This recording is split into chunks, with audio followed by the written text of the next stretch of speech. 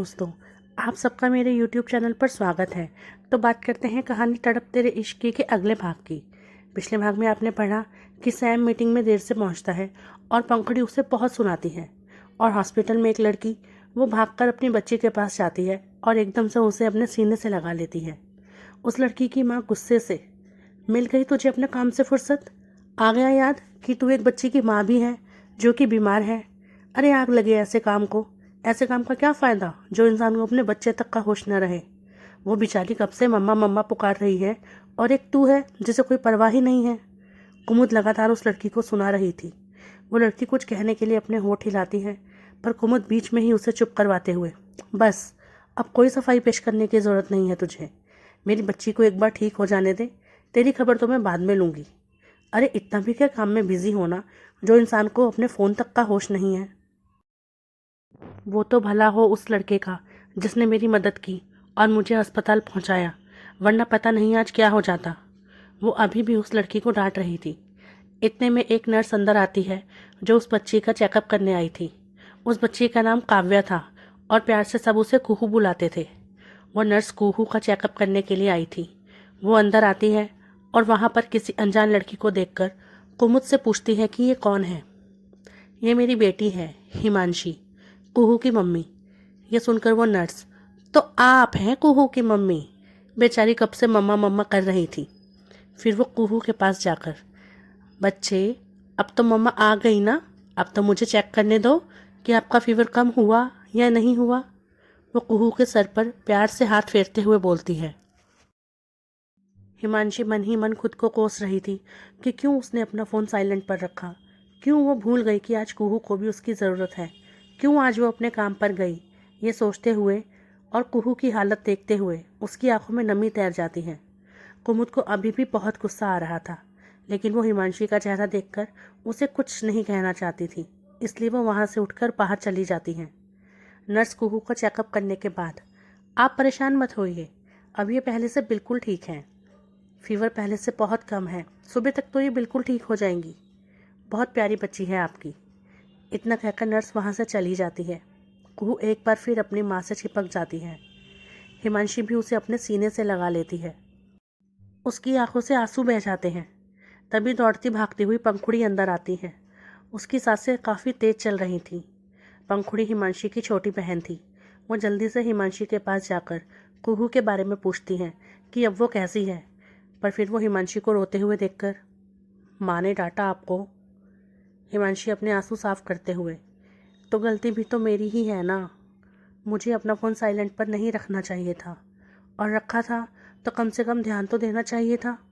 पंखुड़ी उसको चुप करवाते हुए, इसमें आपकी कोई गलती नहीं है दी, सारी गलती मेरी है। मैंने ही आपसे कहा था कि आप बेफिक्र होकर अपना काम करो, मैं टाइम से घर चली जाऊंगी और कुहू का ध्यान रखूंगी। पर मैं एक स्टूपिड की वजह से लेट हो गई। सारी गलती उस स्टूपिड लड़के की है जिसने मीटिंग के लिए टाइम तो रखा लेकिन खुद टाइम पर नहीं आया। स्टूपिड, इडियट, नमूना कहीं का। पता नहीं कहाँ कहाँ से चले आते हैं बिजनेस करने के लिए। पंखुड़ी जो मन में आ रहा था बोले जा रही थी। तभी उस रूम का दरवाज़ा खुलता है और कुमुद अंदर आती है और उसके साथ सैम भी। आओ बेटा आओ।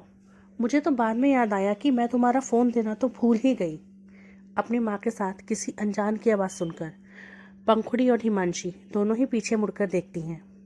तभी सैम की नज़र पंखुड़ी पर पड़ती है और पंखुड़ी की सैम पर। इससे पहले कि दोनों में से कोई कुछ बोलता, तभी कुमुद हिमांशी से, मैंने तुझे बताया था ना कि एक लड़के ने मेरी हेल्प की, मेरी गाड़ी ख़राब हो गई थी और वही मुझे हॉस्पिटल लेकर आया। यही है वो।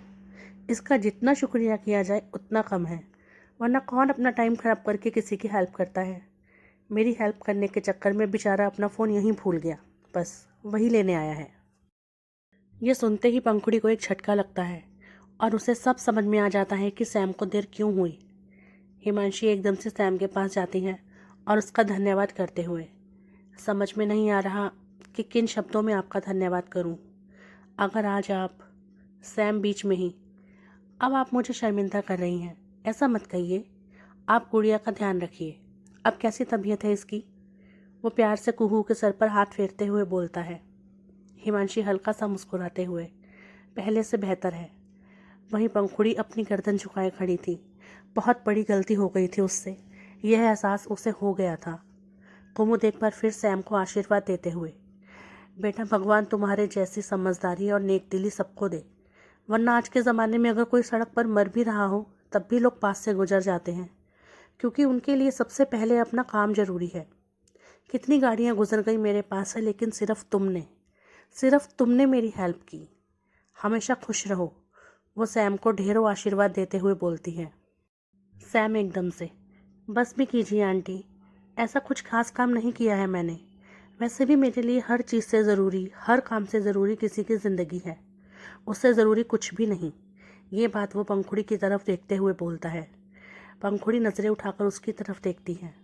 सैम उसे नज़रअंदाज करता हुआ अपना फ़ोन लेकर वहाँ से निकल जाता है। पंखुड़ी मन में, शिट यार, ये क्या किया मैंने। वो तुरंत सैम के पीछे भागती है। सैम लगभग अपनी गाड़ी तक पहुँच गया था, तभी भागी भागी पंखुड़ी उसके पास जाती है। वो बार बार सैम को आवाज़ लगा रही थी, लेकिन हर बार सैम उसकी आवाज़ को नज़रअंदाज कर रहा था, अनसुना कर रहा था। जैसे ही सैम अपनी गाड़ी में बैठने वाला होता है, तभी पंखुड़ी एकदम से उसका हाथ पकड़ते हुए, प्लीज़ एक बार मेरी बात तो सुनिए, वो उससे रिक्वेस्ट करते हुए बोलती है। सैम हैरानी से उसकी तरफ देखता है। कुछ देर पहले जो पंखुड़ी उसे जमकर सुना रही थी, वही पंखुड़ी अब उससे रिक्वेस्ट कर रही थी, पर सैम का गुस्सा अब भी बरकरार था। अगले ही पल वो उसका हाथ छटकते हुए, आप मुझे पहले ही बहुत कुछ सुना चुकी हैं मिस, अब इससे ज़्यादा और कुछ सुनने की हिम्मत नहीं है मुझ में। इतना कहकर वो फिर से अपनी गाड़ी में बैठने लगता है, लेकिन पंखुड़ी फिर से उसका हाथ पकड़ते हुए, प्लीज़, मैं मानती हूँ कि मेरी गलती है, बहुत बड़ी गलती है, मुझे आपकी बात सुननी चाहिए थी, समझनी चाहिए थी। आप तो कुहू की हेल्प कर रहे थे। कुहू मेरी बहन हिमांशी की बेटी है, मैं मौसी हूँ उसकी। I am so sorry mister Sam, मुझे आपसे इस तरीके से बात नहीं करनी चाहिए थी। मैं अपने कहे शब्दों पर बहुत ज़्यादा शर्मिंदा हूँ।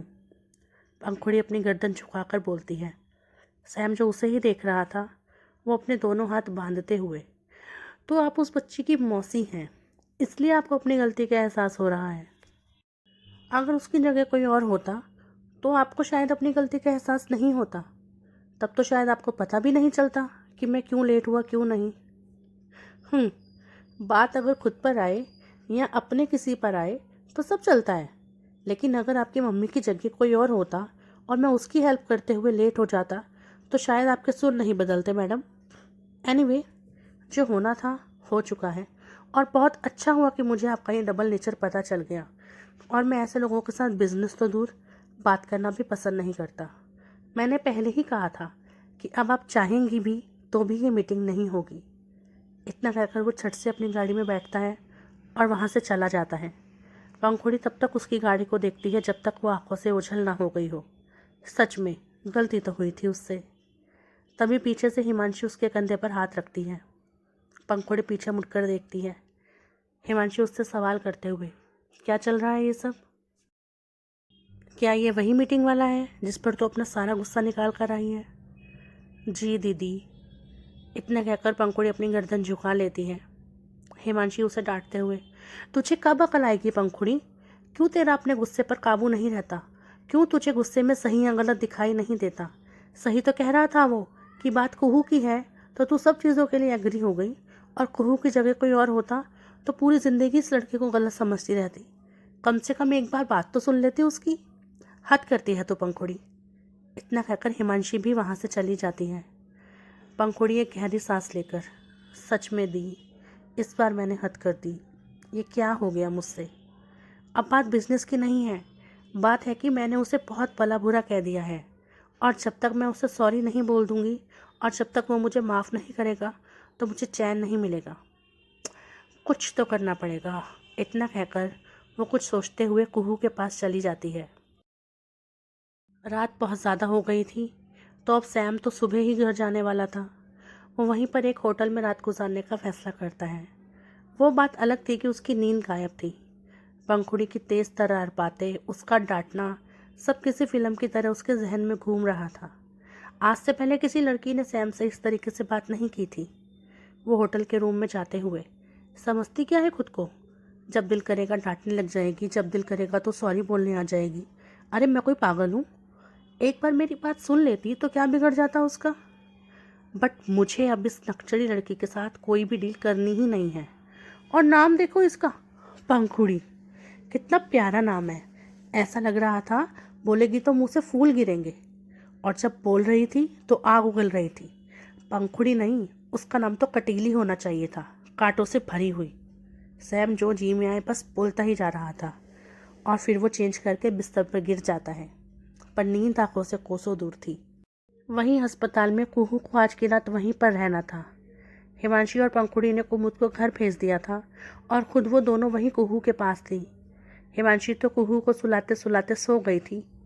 वहीं पंखुड़ी रूम में रखे सोफे पर लेटी हुई थी, लेकिन नींद उसकी आंखों से भी गायब थी। खैर, किसी तरह रात गुजरती है और सवेरा होता है, और शुरू हो जाती है सबकी भागदौड़ वाली ज़िंदगी। प्रशांत उठ गया था और वो गार्डन में एक्सरसाइज कर रहा था। सुहाना भी उठ गई थी। वो कमरे में लगी खिड़की खोलती है तो उसकी नज़रें जाती हैं प्रशांत पर, जो कि वहाँ पर अकेला था। सुहाना चारों तरफ देखते हुए, अच्छा है वो लड़की प्रशांत के आसपास नहीं है। यही मौका है प्रशांत को अपने जाल में फंसाने का। ये कहते हुए वो जल्दी से गार्डन में जाती है और सीधा प्रशांत के पास। प्रशांत को उसके आने का पता चल जाता है, पर वो उसको नज़रअंदाज कर देता है। सुहाना उससे बात करने की कोशिश करने लगती है। ठीक उसी वक्त अंगड़ाई लेते हुए आराध्या बाहर आती है। जैसे ही वो बाहर आती है तो उसकी नज़रें जाती हैं प्रशांत और सुहाना पर। दोनों को साथ में देखकर उसके तन बदन में आग लग जाती है। उसका दिल करता है कि अभी के अभी सुहाना के पास जाए और उसका मुंह तोड़ दे, पर फिर वो ये सोचकर रुक जाती है कि प्रशांत बच्चा थोड़ी ना है, वो खुद भी तो सुहाना को मना कर सकता है उसके पास आने के लिए।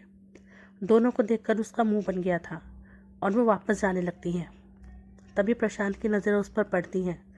गुलाबी कलर के नाइट सूट में वो खुद भी गुलाबी गुलाबी लग रही थी, और उसके बिखरे बिखरे बाल तो उसकी खूबसूरती में चार चांद लगा रहे थे। उसे देखते ही प्रशांत को मस्ती सूझती है। वो एकदम से उसे आवाज़ लगाते हुए, आराध्या बेबी।